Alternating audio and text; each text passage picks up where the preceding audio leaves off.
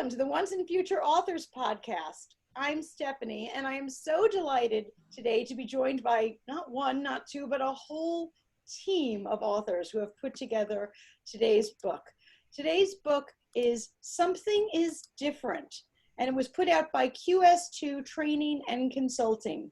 Something is different. Well, that's the understatement of the year. If you're around and you're awake nowadays, you see that everything is different. And Something is Different is a book that was put out specifically for childcare providers, parents working with children, trying to explain, maybe calm, and help people deal with what is different in this age of COVID-19. So I am so delighted to be joined by the team at QS2. Stephanie Dockweiler is going to give us a little bit of a background all about QS2 and introduce the team. Hi, Stephanie. Hi, Steph. Thanks for having us on. My name is Stephanie Dockweiler. I'm the president of QS2 Training and Consulting. I have a business partner, Liz Box, who will be talking in a few minutes. But QS2, all of us involved in this company are early childhood professionals. My entire career has been in early childhood. However, we do have another entity of our business, and that's really the health and safety part of it. And Liz Box, in her former days, worked at the Red Cross. So she brings in that area of expertise about health and safety, CPR, first aid, all of those. And then Geneva Jones is our everything. She's our IT, she's our, you name it. She's our office manager. She teaches for us. She's a verified specialty trainer. But basically what the way that we came to be was about 12 years ago. I can't believe it's been that long at this point.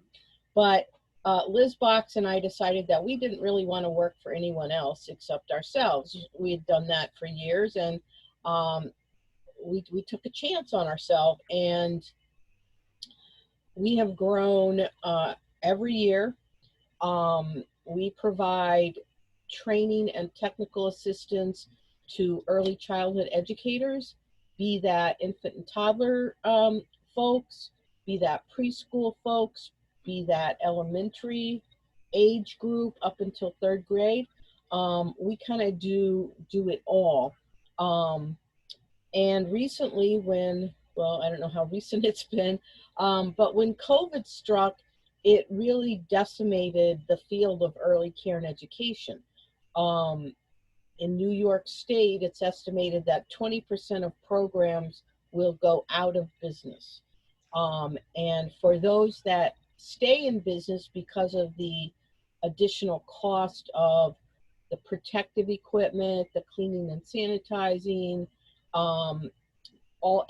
the fewer children that are allowed in a classroom, that the cost of care will go up 23%. And the only one that pays that are the parents. So we try to advocate for early care and education. And so I don't want to take the whole podcast. I'm gonna introduce Liz Box, who again is my business partner and vice president, and oversees all of the, and I do mean all of the, health and safety components of our business. So Liz, take it away. Good morning, everybody. Again, thank you, Stephanie, for having us on. So I think Stephanie Dockweiler gave you a pretty good overview of what we do every day. The CPR and first aid is I just schedule people, our instructors, to go out and train everyone in the field to be able to save a life and hopefully do their job well. It's very important for them to learn how to do that. And in addition, there are classes that are now required for all directors and staff and family childcare, which is a whole nother area of early childhood. And I also conduct those classes. I've been trained by New York State SUNY and in order to give those specific classes. As Stephanie said about COVID, it really did hurt the field of early care and education. And Stephanie Dockwell forgot to say that she is the president of New York State, NAEYC, which is the National Association for the Education of Young Children.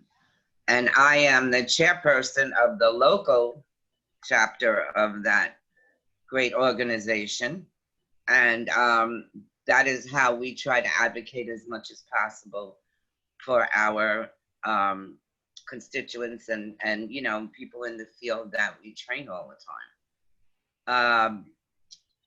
To talk a little bit about the book, the way the book came to pass was we decided to be supportive to the field, and we decided to put together a training to help them understand what they're going to face when they do come back.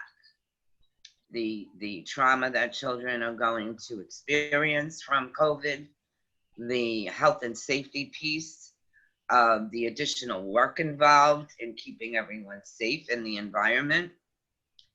And when we began to do our research was when the book came to play, and we just decided to put the book together.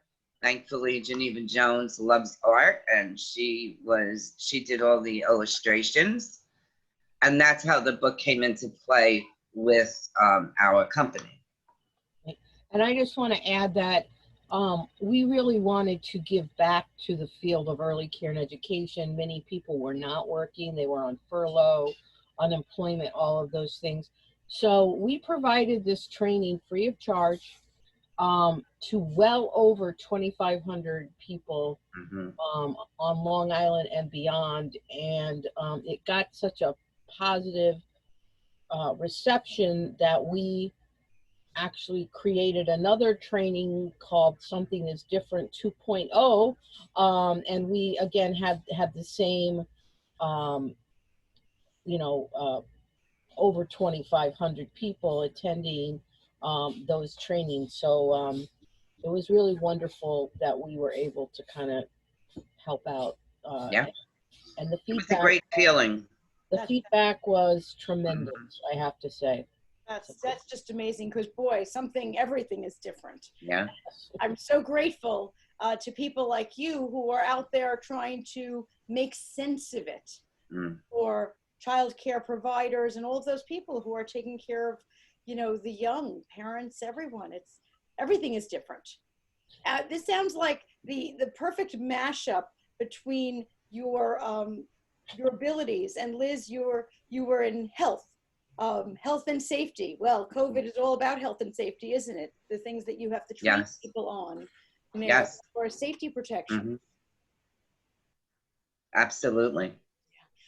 Question, and I've always wondered this: what does QS2 mean?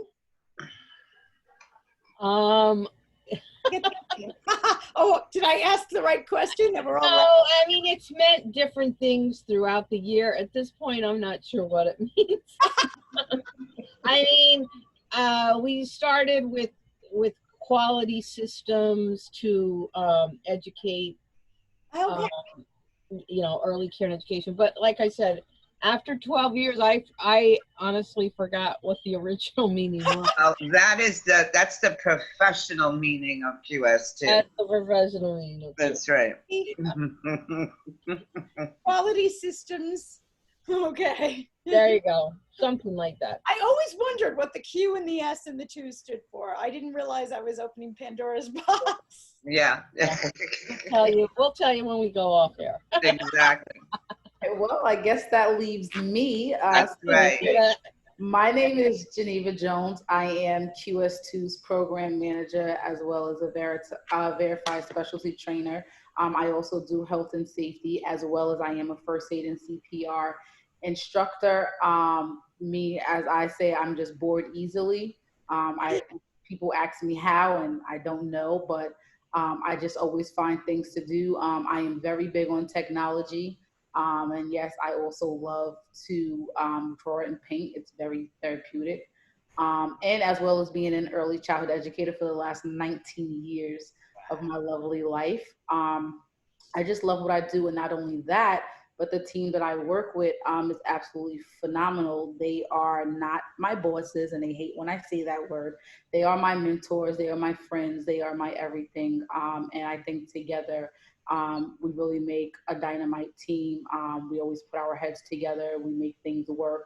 And I do have to honestly say the communities that we serve really look forward to us in everything that we do, not only just in the aspect of early childhood education, but honestly, I feel like we need to add a new title to our plate as therapists, even though none of us are licensed, because we are definitely that listening ear that really helps people, really help them get through their day tremendously. So I'm very proud of my team, and I love what we do. Oh, I'm sure you're very much therapists, believe me. Well, and I mean, just to dovetail off what Geneva said, we have created clients, if you will, that feel very comfortable with us. And during this time, especially directors of programs have reached out to us because, they've had to create entirely new policies and procedures for their programs. Parents aren't allowed in programs now. They have to drop at the door. All of these things had to be put into place, plus run a program on a shoestring budget. So many of them reached out to us. We helped to create policies and procedures with them. And I know that some of the things that we've done over the last 12 years have made lifetime, clients for us because, our tagline is one relationship at a time. And we really believe that. And we have built wonderful relationships with all of our clients, and that's a wonderful thing. Oh, that's a gift. That alone is a gift because we've realized through this time of COVID that we are only as good as our community. As we need to band together and network, and thank goodness we have professionals like you who are doing that. Now, tell me a little bit about someone who would come to you for help and services. What does that person or organization look like who would be a great fit for you? Who should be listening right now saying, yes, I have to call them? You speak to that? Absolutely. That's kind of a loaded question. We will service an individual that works in an early care and education program. And when I say that term, early care and education, people have different meanings for that.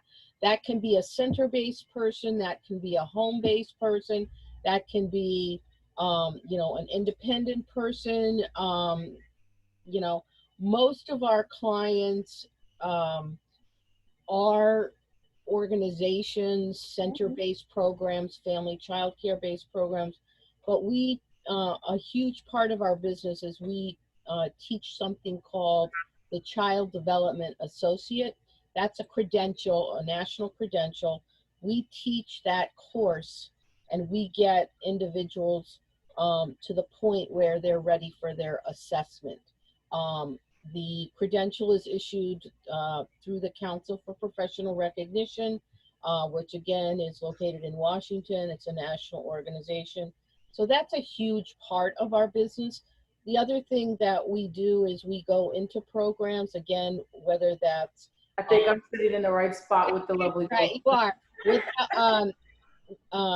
whether it's home-based or center-based, and we do, 2 of our staff are credentialed coaches in New York State.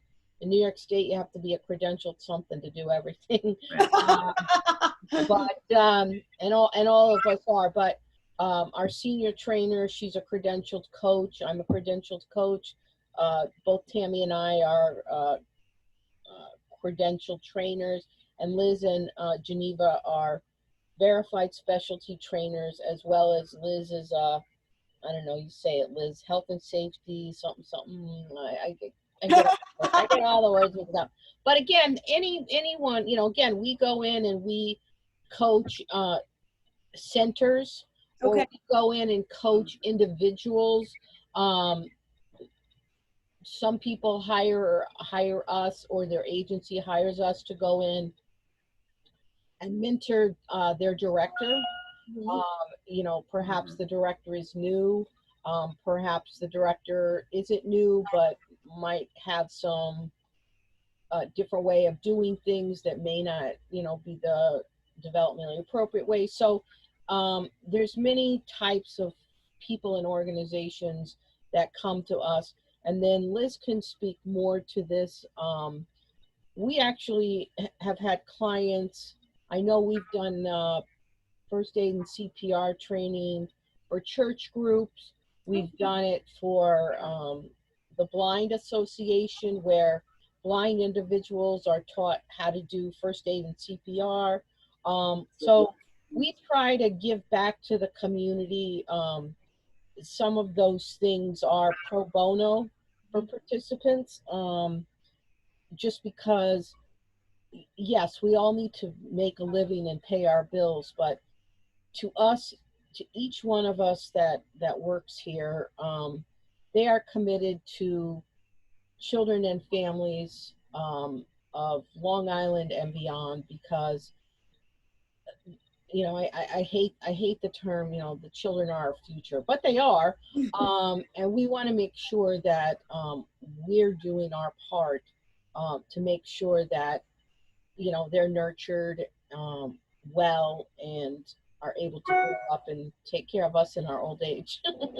Yeah. Absolutely. So if I were, for example, the head of a child care center, whether it was within an organization or something, or maybe even in my home, because there are home-based child care centers, either of those, and I'm kind of looking at today's situation saying, I don't even know what I'm supposed to be doing with COVID and protection and something, I could call you and you could clear the air. Absolutely.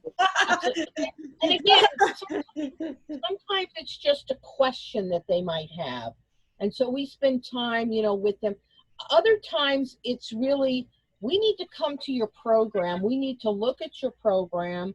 And we need to really assess what your needs are, because sometimes, you know, and understandably so, directors or owners are like, oh my God, I don't know what to do. Mhm. So, you know, and I know that feeling. And so we've had so many years of experience that we're able to kind of assess and put into order, you know, what should we do first and what should we do next? And again, just giving those individuals peace of mind of, oh, now I'm on the right track. I know what I need to do. So it really depends. Like I said, sometimes it's as limited as a phone call or a text, and sometimes it's a much more comprehensive look at, you know, a program. And that's not just now. I mean, right now, of course, I'm sure there are many child care providers in home, in organizations, schools. You work with schools and other places that are looking at all of the different rules and regulations, and they just don't even know where to start. Right, exactly. Oh, yeah. And a good example was the other day I was at a program. She had a staff meeting, and staff was very nervous about returning to work. Mm-hmm. So we could help resolve some of those issues they had and help them feel a bit calmer about what that's going to look like when they finally come to the first day. Nice. So we've been lucky that the programs that we have been in touch with that have been open have not had an issue with having COVID in the program, which is a wonderful thing. But, you know, programs that we work with are used to doing those tasks, those difficult tasks every day of cleaning and sanitizing and making sure that toys and materials are clean and sanitized. Right. They do that every day. Now they're doing it a lot more than they did. Now they're doing it 12 times a day. 12 times Yeah. as much.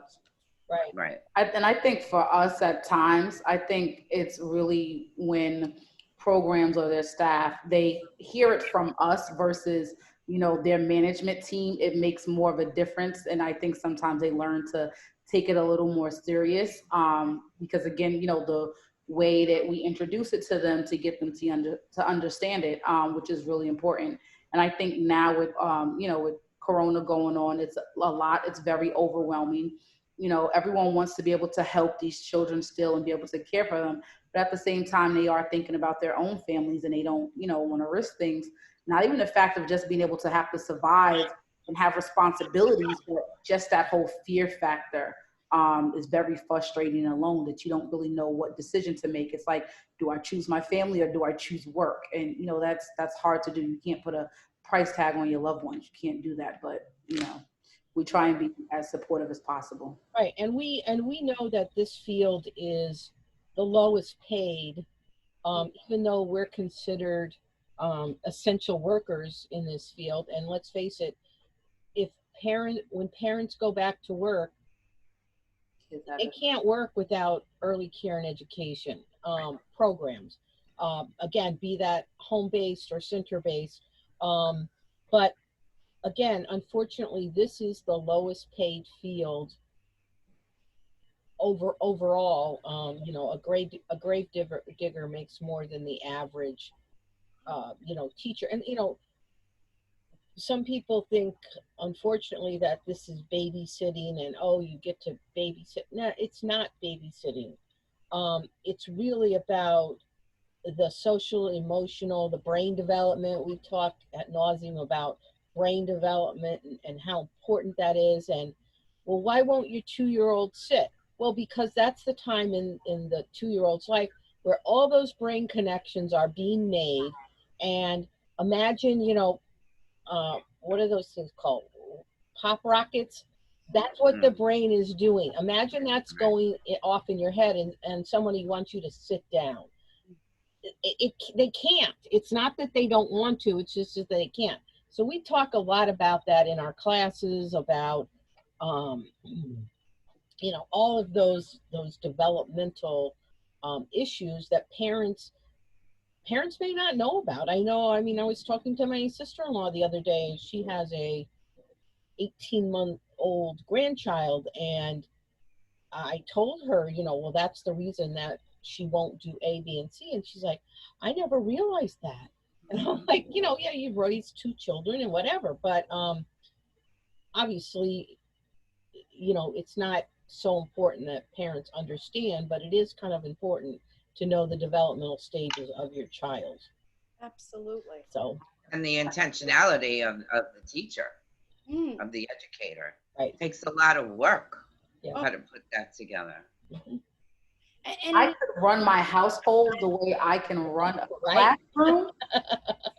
I would be better. I'd be golden, right? You need it. Yes. That's right. Yeah. So, and again, in New York State, in order to be a lead teacher, the minimum requirement is that you have a child development associate. So these are credentialed folks. Again, and the lowest paid, it's deplorable, actually, that this country, and I say this all the time, so sorry guys on my team, but until this country decides to invest in young children and families, again, if you look at where the United States is as far as, for example, maternity leave and all of we're like last on the list. We're behind Hungary. And that's pretty scary. But again, if you give parents the opportunity to nurture their children, and then give that child a safe place to be while the parent works, then it's going to save you money later on in that child's life. No, I'm so glad that you said it like that the investment in the children and the families is actually an investment in the future of our country, but even just in a dollars and cents manner. It's like health prevention. An ounce of prevention means that you save a huge amount of money on health services down the road. And you 3 are working with the most vulnerable, yet the most important people in the fabric of our society. Well, and one of the things that I have never understood is, when we talk about funding for for childcare. You know, the people that make the money decisions in this country, you know, talk about the return on their investment. Well, it's been proven time and time and time again that the return on the investment is not just for every dollar you save $7. It's $7 every year of that child's life. Oh, And wow. so when you look at that, and you know, but in this country we want a quick fix. We're not willing to invest the money, and I'm not quite sure, I guess, because we're not in charge. But you know, the return on investment is there and will always be there. And until the country really does invest in this field, I really think that we could save money later on.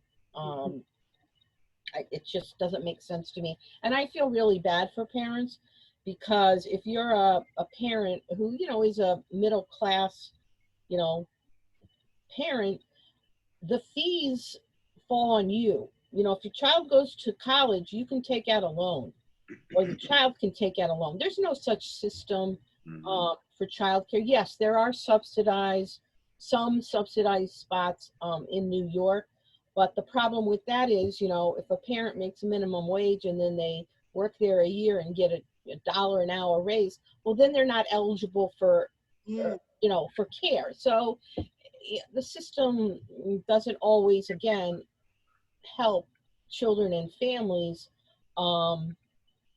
It's just, it's such an important thing. This is not 1940 where moms stayed at home and dads went to work, and it's a totally different system. And we're just so passionate about it. Oh, I hear that. Absolutely. However, I'm not mentioning any names. We do have some politicians talking about early care and education. And one of them had her speech in a preschool room. Oh, So that makes me pretty hopeful when I see something like that. that's fabulous. That's fabulous. Because it is the future. If we don't invest now, That's right. we have. Glad to hear that. Oh, I'm so delighted that you're here speaking out for the children and for those adults who care for them, and that you're there to support them. So tell me, if I am a child care provider, a parent with a question, or I'm running, you know, 6 different branches of an organization with children, and I'm saying, what do I do next? How do I contact you? Go ahead, Liz, or Geneva. Go ahead, Geneva. We spoke a lot. You talk. So there's a couple of ways to contact us. Even though I am so not big on social media, we do have social media pages. You can follow us on Instagram. You can also follow us on Facebook. We have 2 websites, which is QS2 Training. And we also have Save a Life with QS2. Our Save a Life page is more so dedicated to our scheduling, first aid, and CPR, which we do multiple levels: advanced, BLS, pro, babysitting, wilderness. The list goes on and on. We have a team full of great instructors in that as well. We are located in Baldwin, New York. We have an office. Feel free to stop in anytime. I would say I know the phone number by heart, but I actually don't. But I believe it's like 1-800 something something. 1844. That's the one. Look, see, we always forget the second set of 4s. Or you can reach any of us, honestly, on our cells, which again, if there's a way for us, I can get that information to you so that you can post it. That probably would be a little bit easier. I know I don't normally sleep, so I can always be reached kind of just about any time. I just do ask that people don't expect me at 2 o'clock in the morning. Watch out, this is going over Spotify.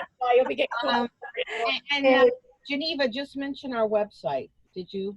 Yes, so that's QS2 Training. QS2training.com. That's correct. That's correct. QS2training.com. And I'm presuming that all of your contact information, phone numbers, etc., are at QS2training.com. Right. And if I could just say one more thing, one of the exciting things that's the reason we're a little crazy right now, On Friday, we were notified that we are receiving a grant to provide what's called the pyramid model.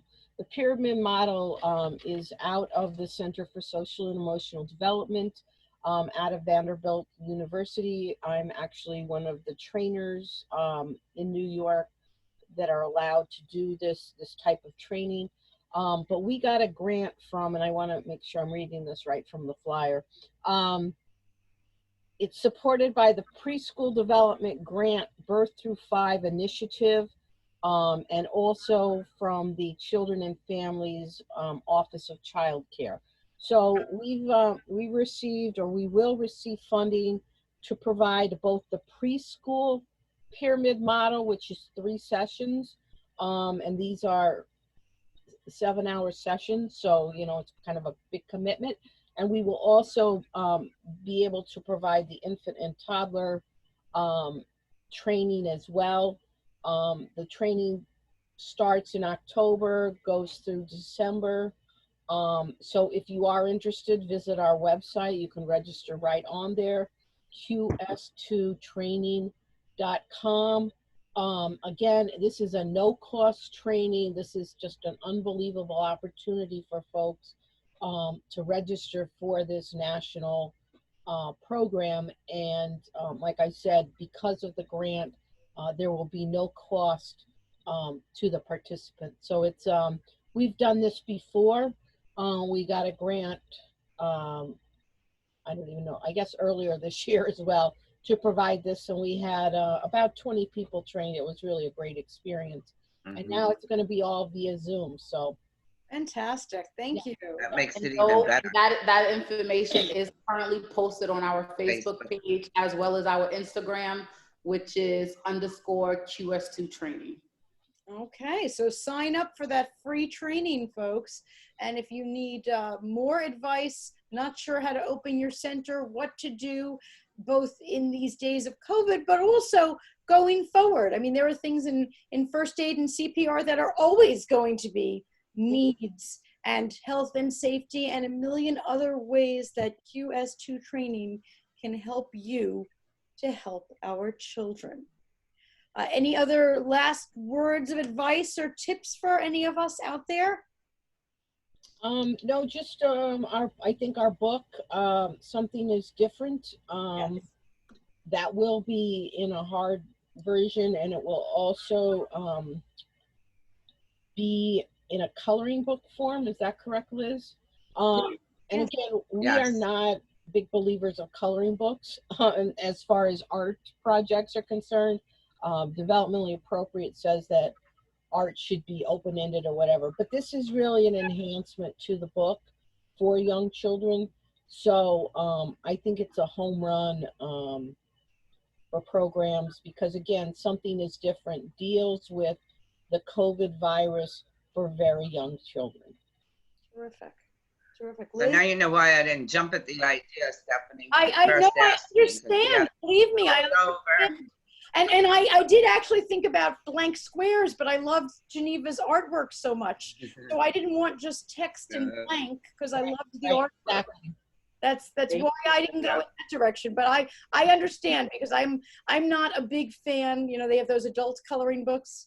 I'm like, take a pencil, and a piece of paper, you know. Exactly. Doodle, if nothing else. Believe me, I'm right there with you. Well, Steph, I just want to say a big thank you for having the QS2 team on today. We greatly appreciate it. The big thank you comes from me. A big thank you for sharing with our audience and the world, and for what you are doing, because I can't thank you enough for what you are doing. Yes, thank you to all of our essential workers, and most important, our early childhood educators who are molding that foundation for our next generation. That is huge. I'm the one who's grateful to all of you. So thank well, no, thank you, Stephanie, because I know you, not only for us, but you do this for a lot of authors and organizations. So we so appreciate you getting the word out to maybe somebody that has never even thought. Well, that's always my feeling, is if one person sees one show and it makes a difference, I mean, we want more than one, of course. But one person can change the life of a child or a family. It's as simple as that. And that's what's important about what we do every day. It is. We really change lives. And that's what I am so grateful to the three of you and to all the people in your organization that you work with for what you do. And I couldn't thank you enough for being here. I'm just happy and privileged to support it.